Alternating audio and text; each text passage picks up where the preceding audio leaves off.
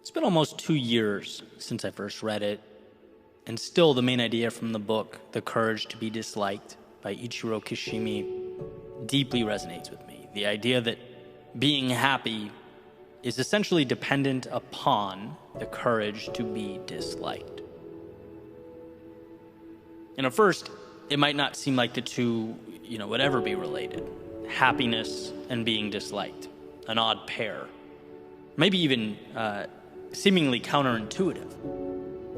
Until you realize that happiness comes from such a personal, authentic place that allowing the expectations of others to chart your course means that you'd probably never arrive there.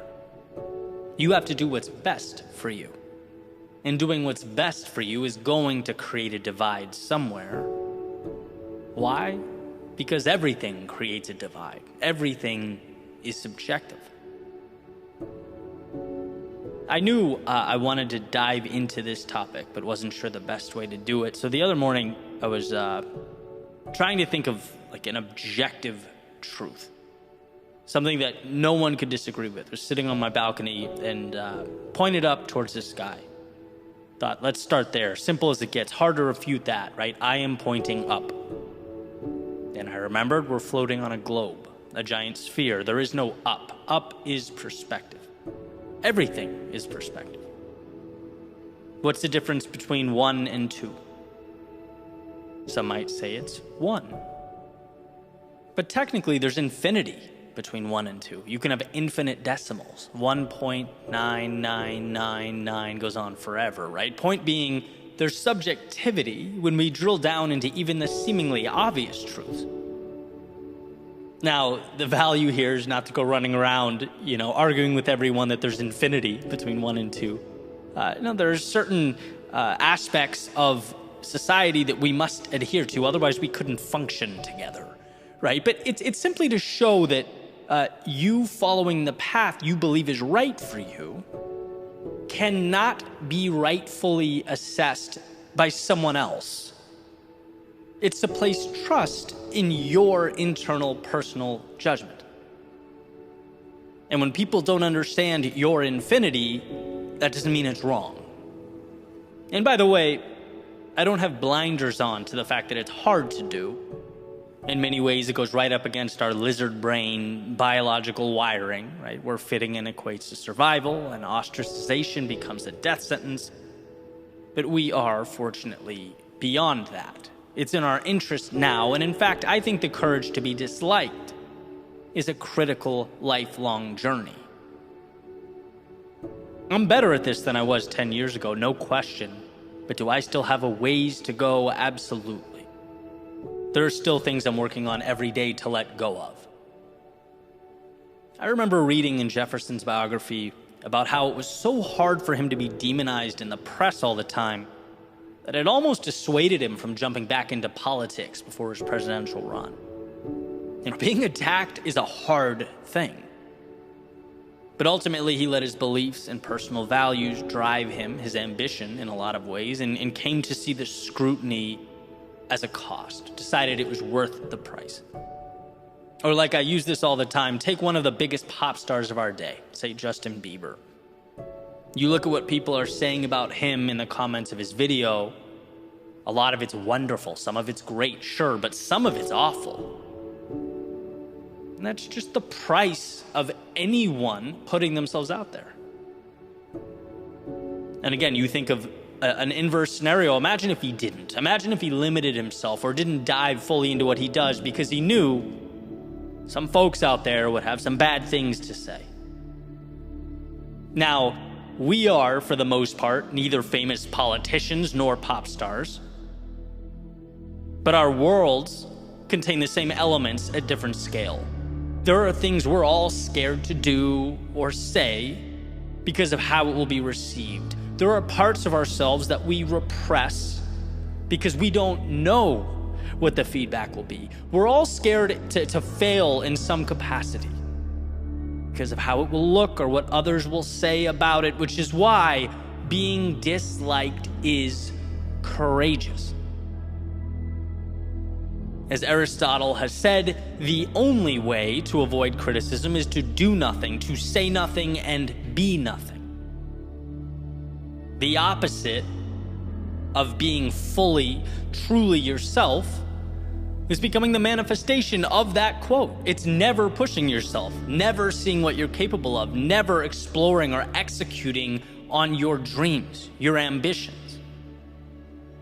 Now, this is speculation, but if I were a gambling man, I'd place everything I own on the idea that when we're old, looking back on our lives, we'll spend less time thinking about who criticized us or disagreed with us than how we spent our days and who we shared them with.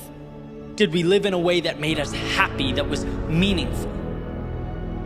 Because on a sphere, everyone believes they are pointing up. But in actuality, none of us are. We're all merely navigating the subjective universe behind our eyes. So why not truly explore? Why not capture the magic out there before the hourglass runs out of sand? It's hard, sometimes it hurts, it takes all we have, it requires courage. But I think we'll all come to find that the decision to live fully in our authenticity, regardless of whether others agreed, disagreed, or were indifferent, was the best decision that we ever made.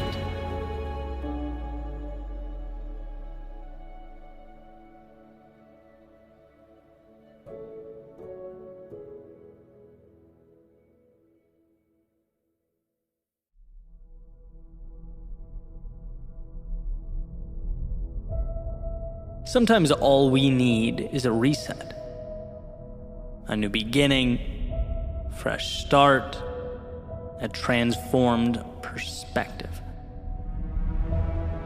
Do you remember those pictures that used to make their way around from time to time and looked pretty obvious at first glance, right? But if you really examined it, you would see that the picture of the young woman or whatever it was also an older woman, right? Differing based on how you looked at the lines. And depending on who was looking, they might have a proclivity towards seeing one or the other. But when made aware of the picture's duality, they could always see both. Okay, and there's something to this. This idea is something we should lean on, because I'll tell you what, sometimes our natural proclivity is to see the thing that's not helpful.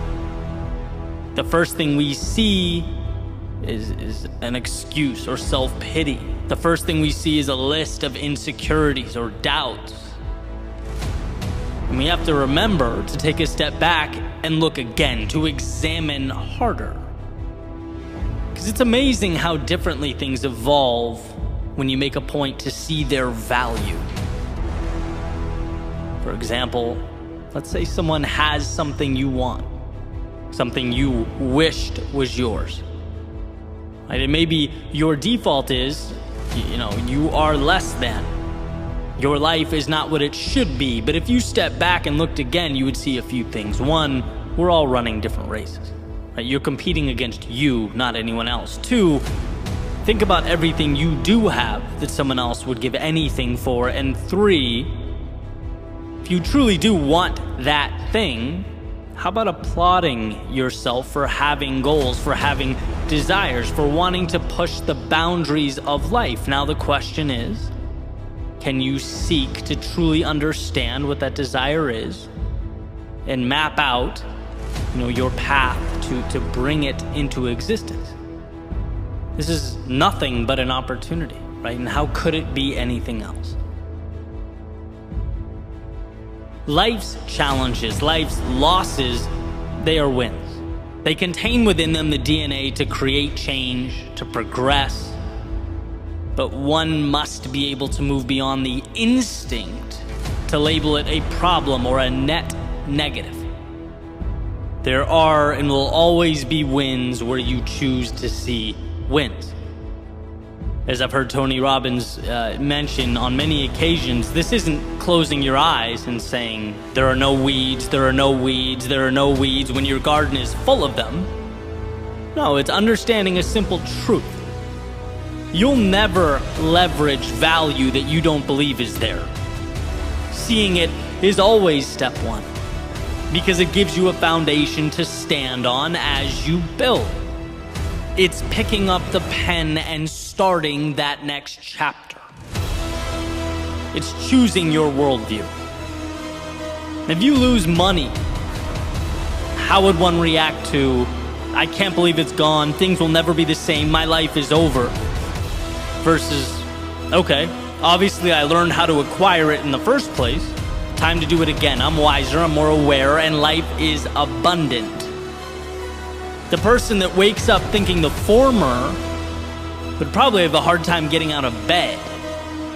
The person telling herself the second story would be motivated to go make things happen. Her worldview has incentivized her. That's why thoughts become things. How we think directly translates into how we act, and our daily actions become our reality. Look, we've all found ourselves in situations where we struggle to see the good in things, where life knocks us down and the opportunity seems to hide itself. But that's exactly what it's doing, hiding itself.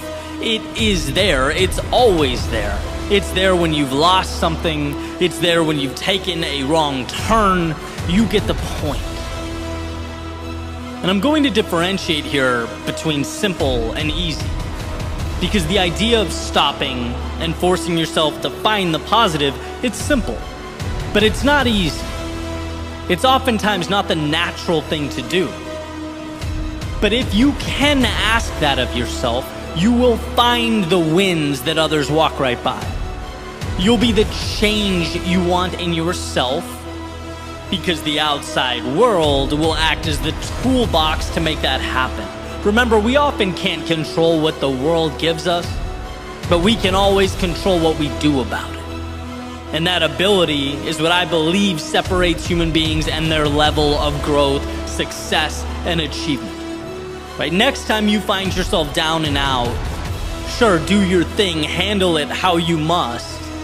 But don't forget that golden rule. It's not what you look at, it's what you see. And when you examine the world around you, point to one, however small, value add that will pick you up, get you back on your feet, and move you forward to that more ideal reality.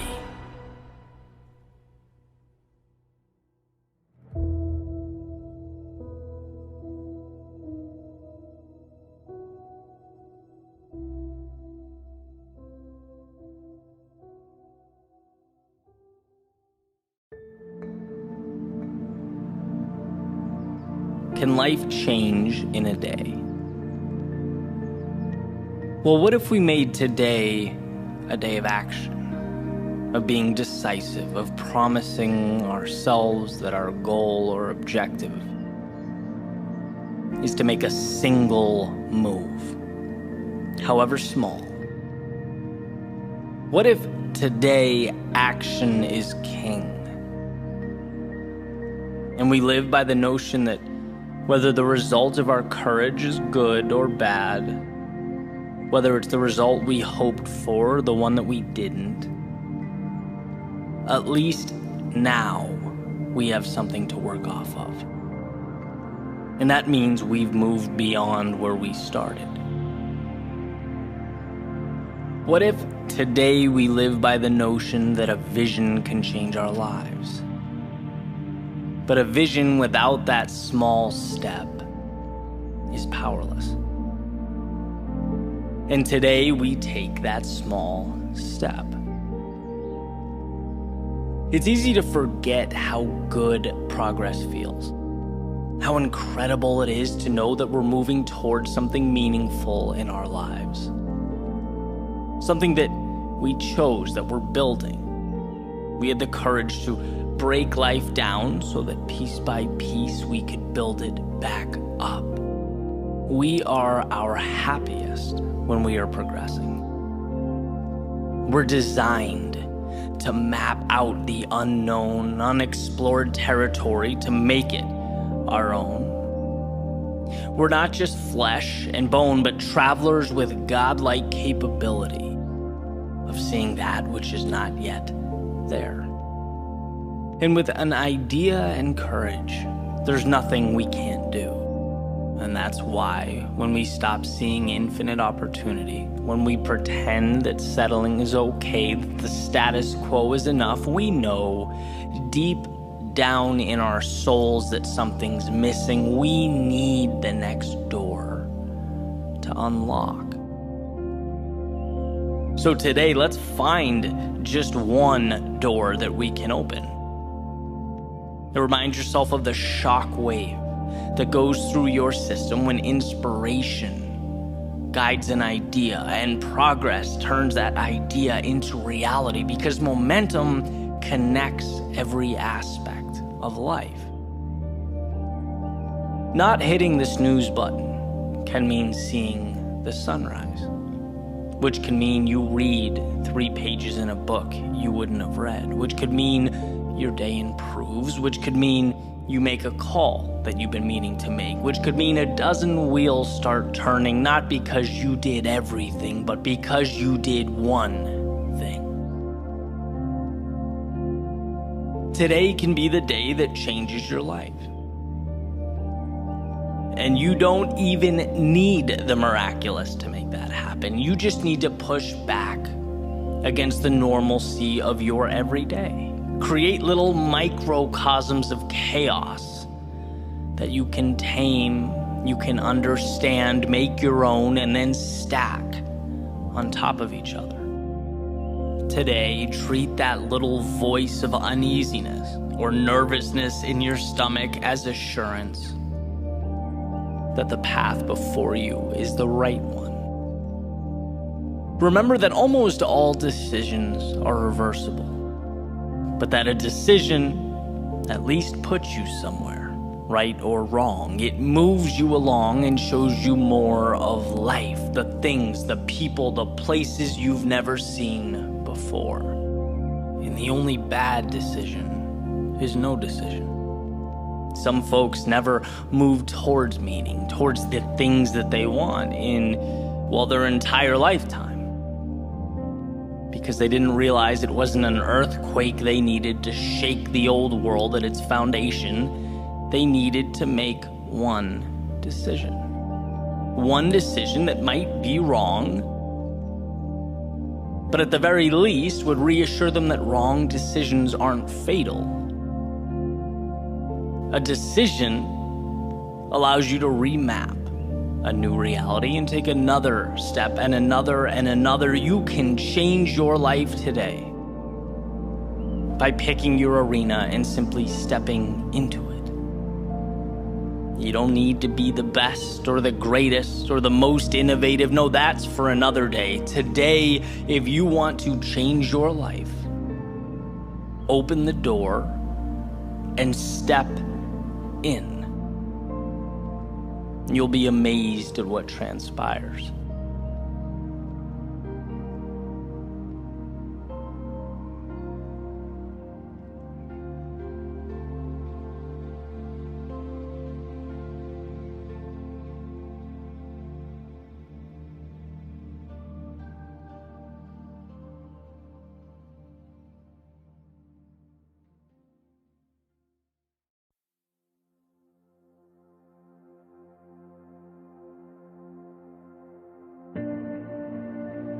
Someday, the things that you currently don't understand will make sense. Someday, the big things you're dealing with won't seem so big anymore. Someday, the doubts you have about yourself will be revealed as false. Someday, you'll see that the things you worry about didn't matter at all. Someday you'll see that the road before you wasn't something you had to walk flawlessly, but rather something you had to trust and believe in. Someday you'll look in the mirror and see that you had it in you the entire time, that there was nothing you needed or should have been hoping for. Yeah, someday. Someday that will all be true. But what about some days from the past? I remember years ago thinking someday I would venture out into the world. Someday I'd speak my mind. Someday I would start my own business. I would surround myself with people who believed in what I believe. Someday I'd make a little more money, have a little more time to do what I love. Someday I'd have all that. And as I look around, I realize it looks a lot like someday. But guess what? As we grow, so do our some days. It's a chase that never ends. There's always something more. There's always something bigger and better. And the problem is not the ambition. The problem is forgetting that in so many ways, you've dreamt of being where you stand right now. You have arrived. You're not the same person that 10 years ago was throwing some days out into the universe. No, you have grown. You have learned. You have evolved. Why does this matter? It matters because without acknowledging how far you've come, you cannot acquire the strength needed to go where you must go. When you don't feel good enough, it's often because you haven't looked over your shoulder and opened your eyes. The evidence is right there. It's hiding in plain sight. There's proof that you've been there, that you've faced demons and conquered them, endured your battles and overcame. You did that. And at one point not that long ago, you couldn't say that you had. You weren't yet that person, but things are different now. What you have today was once only that hopeful someday. It was a fleeting thought. It had no merit and no value, yet you brought it to life. Look what you've done. Understand how far you've come, how you ran when you could, you walked when it was possible, you crawled when you had to, and continued on to arrive at a someday that is right now. You, my friend, are a maker of things unseen, an architect of tomorrows and some days. So don't you dare, don't you ever entertain the delusion that this gift suddenly stops now. Suddenly the burden is too much. The mountain is too tall. No, what you do is overcome. That is who you are. You've done it for you. You've done it for the ones you love, and in some cases, the ones who didn't even understand, but you kept going. Marching through the fires of hell to turn some days into right nows. And I get that the road before you is uncertain. There's no way to know exactly how life will unfold. But that's besides the point.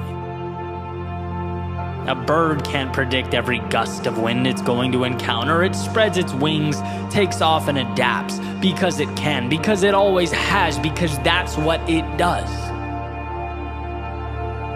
I'm not advocating that you should have all the answers. No, I'm suggesting that you trust yourself to find them.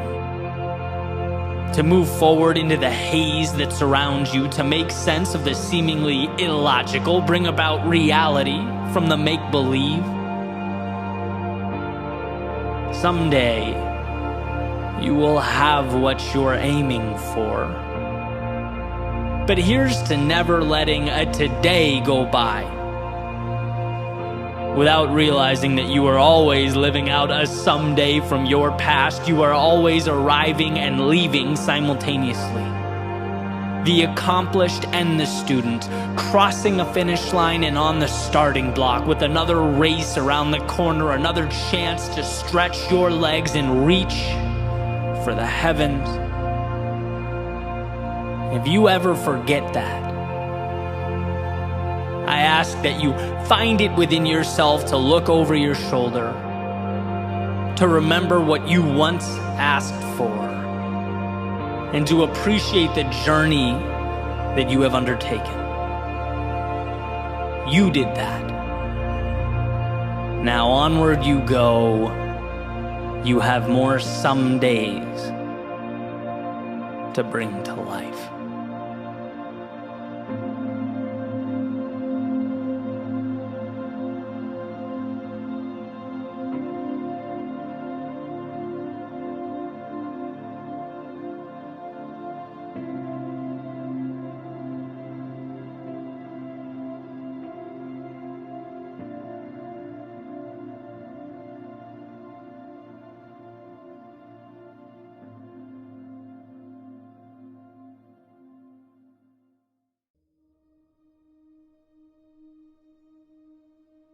What exactly are you afraid of? What's holding you back? As the giant rock you inhabit spins through the universe, a speck in a galaxy of stars, it's easy to look out and see the vastness of the world around you and forget entirely about the strength that you possess. Forget entirely that the mind's capacity is as infinite as those same stars that surround you. I don't think it's that we definitively choose to sell ourselves short. I think we simply lose sight of the fact that we have a say in the matter to begin with. Our fears keep us wishing. Our insecurities keep us hoping. We stay standing still when we should be moving forward. But truth be told, our pain comes from not doing, but wishing that we did. It's no coincidence that the more we fail, the more we realize life is a game that expands as we push. The power of making mistakes isn't the mistake itself, it's that when we get back up and brush ourselves off, our cognitive mapping of the world changes. We see that we can step out a little further. Our very definition of what's possible expands, and I believe that's what courage is. The willingness to step into that chaos of life, knowing that each time you find the strength to push forward, you are restructuring your reality.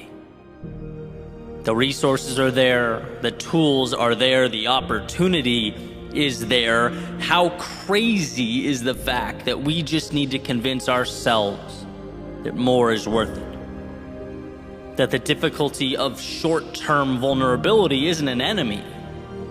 It's the very ticket required for admission to the show.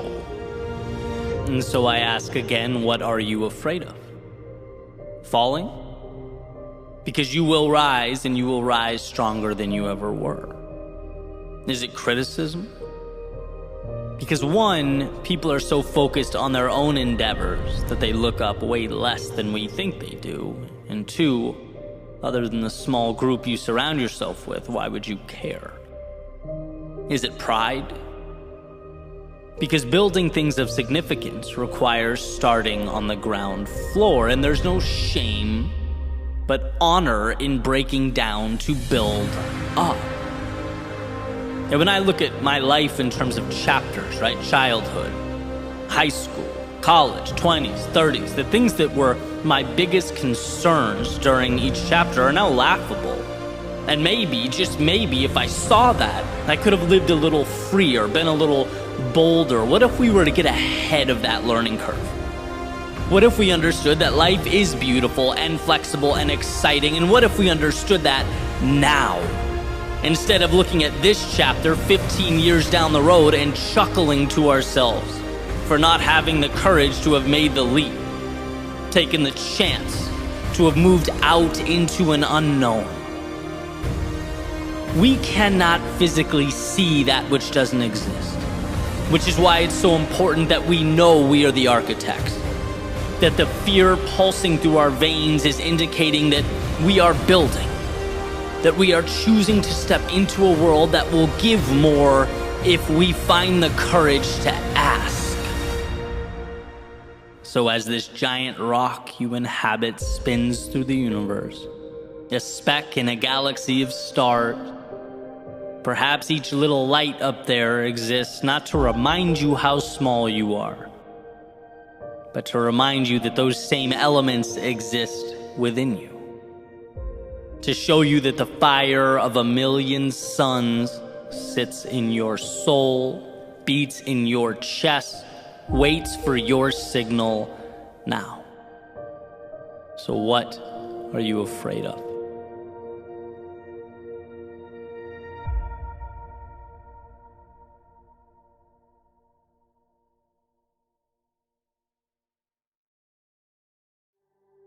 The little E on the car dashboard reminds me that I'm pointed east. As I sit at the red light, perpendicular to Ocean Ave, staring out at the water, this is it. This is as far as I can go. There are no more streets or towns or cities. There can't be any more stops along the way, just miles and miles of ocean. And it's interesting for me to think about all the changes I've made up to now, growing up outside of Los Angeles on the opposite coast, relocating again and again, sometimes very targeted, methodical moves, sometimes just for the sake of change, but always moving, always going. There's a saying that wherever you go, you take yourself with you, right? You can change the scenario, the circumstances, the surroundings, but ultimately you can never outrun yourself. You are accompanying you on whatever journey awaits. And it's often not until you run out of real estate, until there's no more road or options, that you're forced to look in the mirror and acknowledge that it is you who must change. It's you who must evolve and become that person that you need you to become. And that can be a scary thing. After all, anyone can get in a car and head east. Anyone can point the compass away from the chaos of now, move away from their demons. But how many of us can find the strength to look those demons in the eye? How many of us can make ourselves bigger than what attempts to weigh us down? All of us can, but how many of us do? Are we running to something or from something? Because there is a difference, and that difference is not small.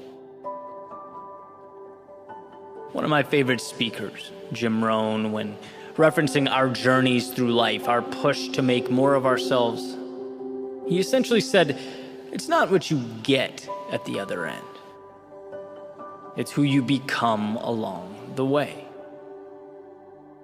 And I think, like everyone, I've forgotten that from time to time over the years, forgotten that value is not simply in going, but in becoming, in the courageous little steps that accumulate over time.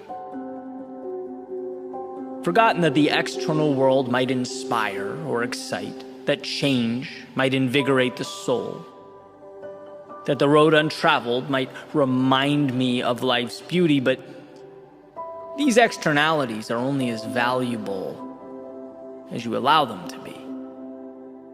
They're only opportunities if you decide them to be so. Change inspires. But will you let it inspire you to do that thing you know you need to do, but are terrified of doing? And that road, it might remind you of life's beauty. But will you let that reminder be your invitation to share your own beauty with the world, whatever that means for you? Can you be that vulnerable? Can you take that leap in the story of your becoming? See, it is incredibly easy to look out at the world and pinpoint its flaws. All those little problems and imperfections, they tend to jump out at us. But can you identify what you, yourself, need? Can you be courageous enough to ask those questions of yourself?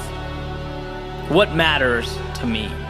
What does a meaningful life look like to me? Where am I falling short? That is a conversation that needs to be had. And it needs to be had often. Otherwise, we will drive and drive and drive until we hit water and are forced to ask that question.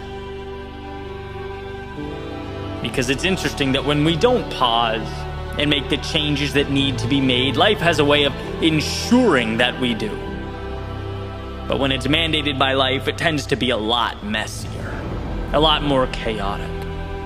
At least than when we make the decision ourselves. But either way, we cannot run forever.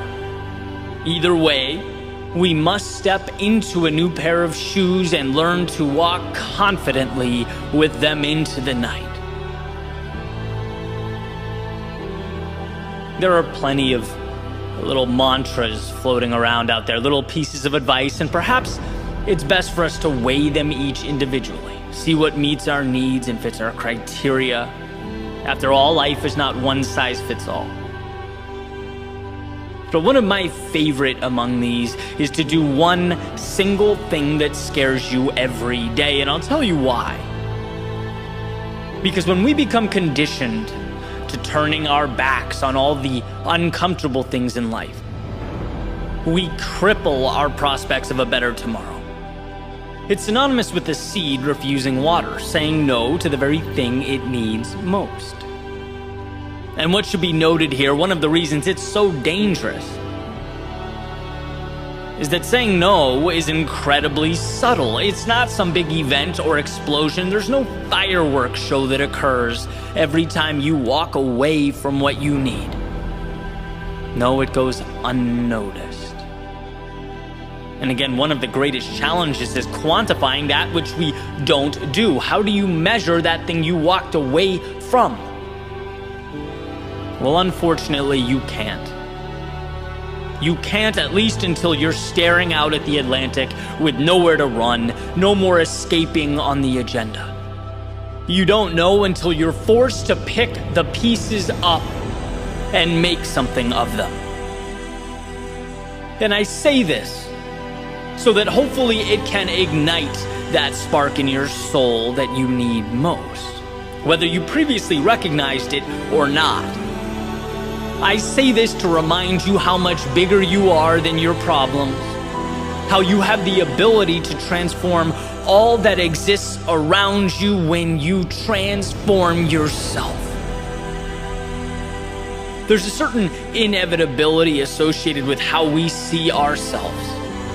And I believe this to be true at both the personal and the societal levels. Anyone can look in the mirror and see the past, where they've gone wrong, how inadequate and ill-prepared they are. But the courage to look in the mirror and see strength, to both identify and understand one's shortcomings, but know that you have the power to do something about it. To know that the times you fell or didn't make the cut, they don't indicate that the endeavor was all for naught or unequivocally wrong. No, there is so much good tied into your pursuit.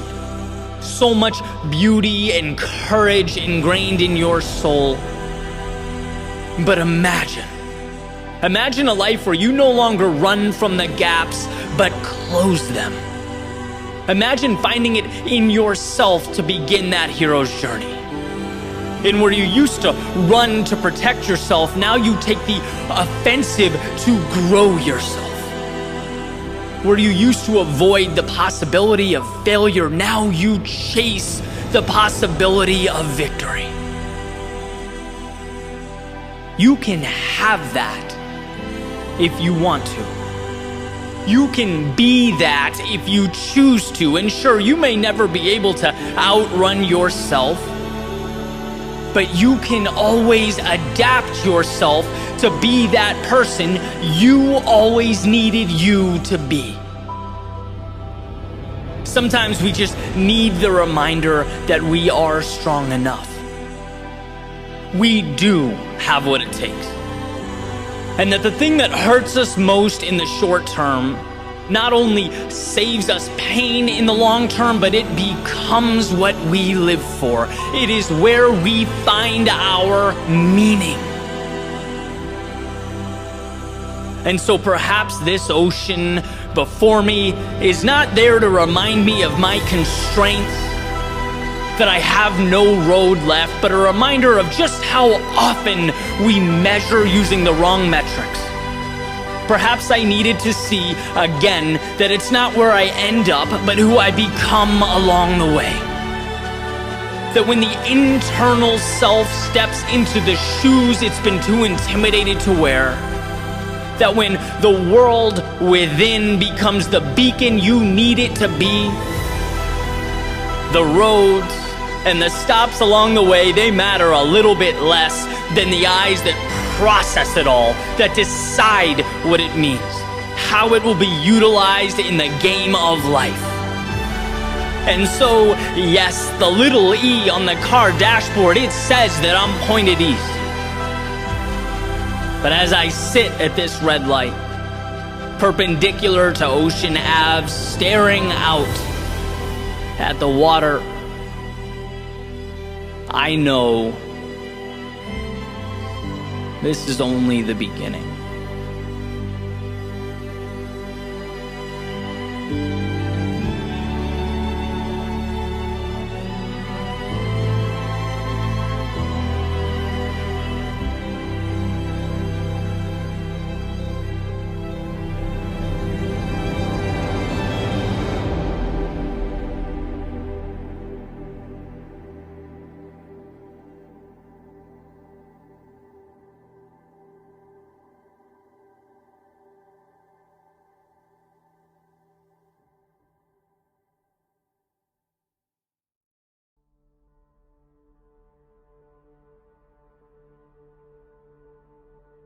Why is this battle you versus you? With all the complexity, all the obstacles out there, why are you your greatest opponent? Well, to put it simply, because all those obstacles and all that complexity still can't tell you no. They can't say enough is enough. They can't look back at you and say, let's just settle for what we have now. No, only you can do that. The world may create the landscape. It may construct the terrain and those obstacles. But you are the sole decider on where along the way you stop. You decide how far you want to go and how much you are willing to endure. When it comes to your advancement or limitation, you are in the driver's seat. I just picked up a copy of Will Smith's recent book, and one of the ideas that stood out to me was resilience. And this part in the book, it's actually kind of uncomfortable to get through, but incredibly powerful. He's talking about his childhood and the polarity of his father's personality. A man who would do anything to provide for his family, He took pride in that and saw it as his primary responsibility, but simultaneously was their greatest source of pain. And he mentions his father, hitting his mother from time to time. In one particular example, struck his mother in the face so hard that it knocked her on the floor. And as she stood back up, she said something along the lines of, "You can hit me, but you can't hurt me." And that was the first time Will understood as a child the difference between what the outside world inflicts upon us and how we choose to react to that occurrence. That understanding is power. It's why you are the author of your story. In the sense that every single thing dropped at your feet, every situation, every occurrence, they come with an implicit question attached, a question that you and only you are responsible for answering. The question is, what does this mean? And how you respond to that question determines whether you go left or right at that metaphorical fork in the road. Does the occurrence detract from your ambitions, or is it a multiplier? Does it confirm your doubts and insecurities, or is it your reason to rise to the occasion? An opportunity to stretch, to evolve. That's a gift. That's an invite. Not some sort of divine punishment. But the challenge is removing the layers until you arrive at the value. And it's hard. But you get there by saying yes. You get there by choosing to see the value. And here's a quick example. My favorite thing about athletics, which was, for me, a ton of running. Now I throw more interval training in there, but the same concepts apply. It's a chance to remind myself that I don't negotiate with my weakness. I don't give myself an opportunity to rationalize with the voice that wants me to quit. That question, that fork in the road, I answered it. I charted its course before the workout started, knowing this is going to be uncomfortable at times, but it's where I need to go. There will be no more thinking from here on out. And so today's workout, for example, switching deadlifts, burpees, to squats, to core, you don't think. You see the next requirement, the next task, and you simply say yes. You don't need your mind for this. In fact, you go before your mind even knows where it's going, because that dotted line has already been signed. And that was the breakthrough for me. When you separate what you have to do with the hurt associated with doing that thing, you free yourself. After all, what's there to hold you back if you can't talk yourself out of doing things? See, we tend to think our greatest adversity is the pain, or the confusion, or the unknown. But it's like, no, those are the byproducts of doing anything of significance. The adversary is the voice that begs you to slow down because of those things. And if you can figure out in your own life how to create space between the two, how to separate the task and the discomfort often brought about by the task, there's nothing that will ever be able to slow you down. And look, I'm not saying that you walk around without ever utilizing the power of that brilliant mind you possess. One's ability to think is everything. But what I am saying is there is a time to shut it off. There is a time in which, to avoid overthinking, we simplify. Action, reaction. One more mile, okay, end of story. 1 minute of jump squats next, roger that, period. It's taking the emotion out of the process, refusing to leave the door cracked for the inner dialogue that says, hey, maybe you don't do this. Maybe you slow down. Are you sure you can handle what's next?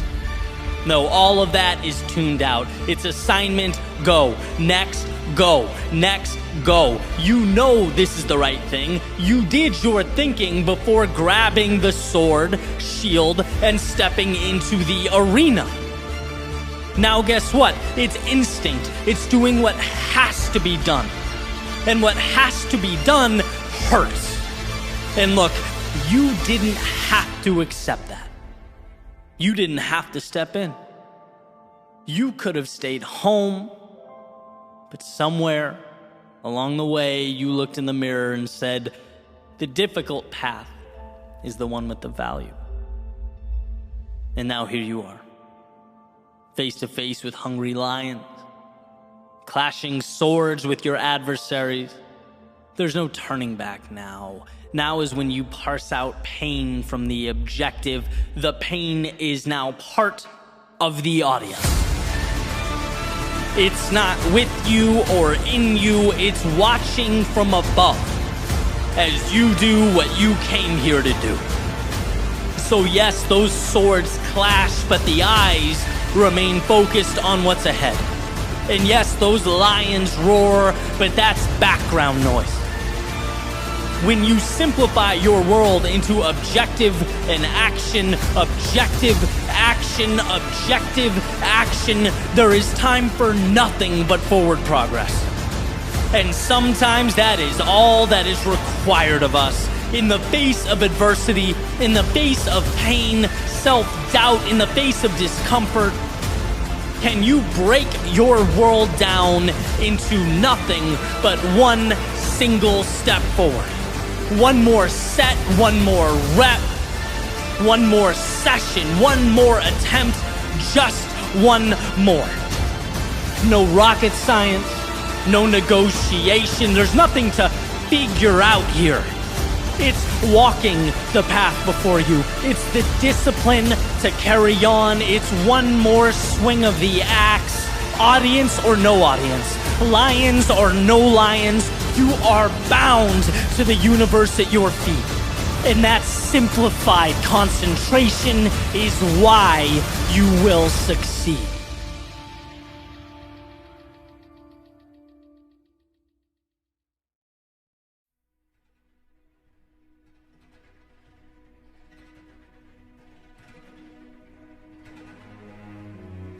Einstein said imagination is more important than knowledge. For knowledge is limited, whereas imagination embraces the entire world, stimulating progress, giving birth to evolution. There's a distinct difference between today and tomorrow, the real and the so-called imagined. One has already been created, and the other is in desperate need of a creator. And see, until we learn that we can be proactive in this regard, imagination doesn't mean much. It's just a car without wheels, plane without wings. It's more of an escape than a bridge to something better. But once we realize how much control we have over tomorrow, we become, in our own right, creators. Not just waiting to read and react to stories already written and handed down to us, but possessing this incredible ability to pick up a pen and craft something new. Become agents of change. I recently came across an interesting article. Had some info that made me think. Basically, it said if you take some domesticated animals like pigs or chickens and you place them back into the wild, some of their previously repressed biological tendencies come right back into play. So for example, chickens change their breeding habits, how they take care of their eggs. Pigs regrow their hair and that mane going down their back, and these old, repressed, kind of hidden away genes are reselected for again over time. And the animals begin to reacclimate, as though that potential was never lost. It just needed to immerse itself in the right environment. And it's like, well, if we view ourselves in that same light, we might ask, what if we positioned ourselves to gravitate towards an environment that was best for us? What if I imagined a world, not exactly like today, but one better conducive to me being me? A world where I'm set up to thrive. Where sure, there will be bumps and bruises and losses and lessons along the way, but where I'm immersed in a journey towards a destination that excites me, that lights me up. Can I find the courage to not only imagine that finish line, but also act accordingly, move towards it? I always say the hardest thing to do is to recreate outcomes that look different from the current moment. Because, well, the current moment is all we know. It's all anybody knows. And by the way, it's all anybody wants to know, right? Until something new is placed right in front of them at their feet, until proof exists. Changing your life, or the lives of those around you, means you have to literally look at the road before you and see outcomes that are not there. Then you have to believe in those outcomes. You have to drive towards those outcomes, have conviction in your ability to overcome obstacles on your way to those outcomes. Truth be told, chasing your imagination is simultaneously one of the greatest burdens one can endure, as well as a key to that which makes life worth living. There's something about being human that pushes us towards hope, towards the possibility of a tomorrow better than today. And that's not to say don't be grateful. It's not saying don't see the beauty around you or appreciate the world you live in. But I believe we're here to take that torch from yesterday and move it one step forward. Maybe it's in our own lives. A small step forward in our careers, a relationship, or our health. Maybe it's improving the lives of those around us, family, friends. Maybe it's something larger, societal. Whatever it is, I'm convinced that true meaning in life is finding the courage to push one foot further down the path of possibility. To add one step to that ascending staircase, knowing that it will allow us to someday look back on today and be proud of what we faced and overcame. And as I wake up and I look around, I think to myself, that has to mean cherishing the ideas in our heads. It has to mean we understand the power of our instincts, of our beliefs, of hope. It means understanding that it justifies all the hardship that comes with taking those ideas and giving them life. Because everything around us was built with the courage to take little nothings and make them something. And when we're lost or feel alone or for one reason or another forget that, we need to remember that right now is not forever. It can't be. It's a stepping stone to whatever you decide tomorrow is. And that goal isn't perfection. You don't need all the answers. You need the courage to take one little step in a new direction, to write just one sentence on a brand new page. Because that imagination is not fiction. It's not the delta between the possible or impossible. It's not there to entertain. It's there because it's your map. And you may look at that map and think to yourself, you're lost. That it's unclear, that the directions, well, they're incomplete at best.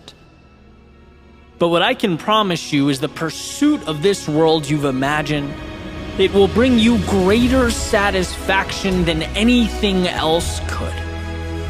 It will remind you why you're here and show you that life isn't supposed to be easy while helping you appreciate it for being that way. See, your imagination is your path to that ideal state where you can thrive. Be you, push your boundaries, and spread your wings. Don't ever let the current state of today convince you that your hopes and your dreams for tomorrow are too big, that you've missed the mark or stepped out of line. In a world of reaction, be one of the few who looks in the mirror and decides to live life proactively, take initiative. Be one of the few who stands wholeheartedly behind that world they've imagined.